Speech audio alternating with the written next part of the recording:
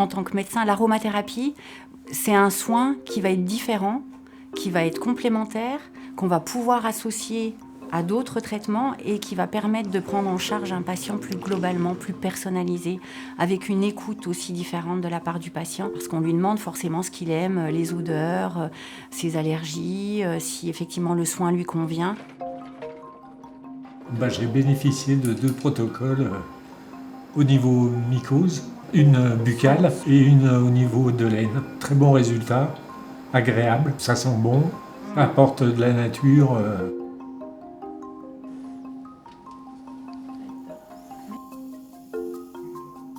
On a 25 huiles essentielles, 3 types d'huiles végétales et un hydrolat. On a des protocoles donc par voie cutanée, diffusion, inhalation. On traite les troubles digestifs avec les nausées, les vomissements, les troubles du transit.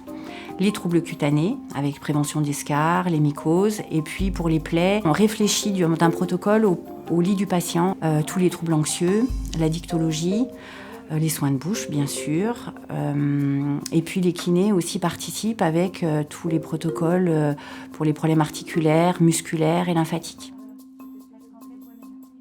C'est vrai que le protocole soins de bouche, en fait, on voit une efficacité assez rapide.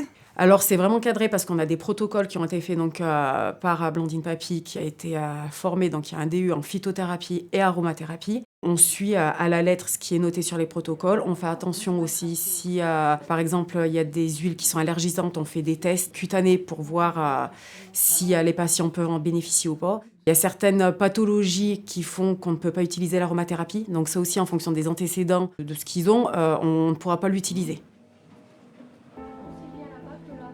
J'ai formé les équipes régulièrement, écrit des protocoles et là, la pharmacie intègre le projet et ça va nous permettre de développer l'aromathérapie au sein de l'hôpital, dans d'autres services.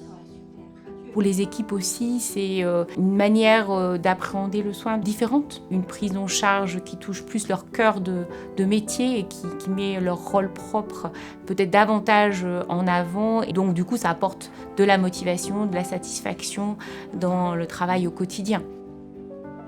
Ça crée une nouvelle dynamique au sein de l'équipe, entre les médecins, les infirmières, les aides-soignants, tout le monde peut participer. Donc c'est un projet qui a été très fédérateur donc pour toute l'équipe, qui a généré un investissement très très important, qui a été récompensé par le prix. Le prix René Maurice Gattefossé a donc représenté une vraie reconnaissance pour l'équipe du Dr Papy.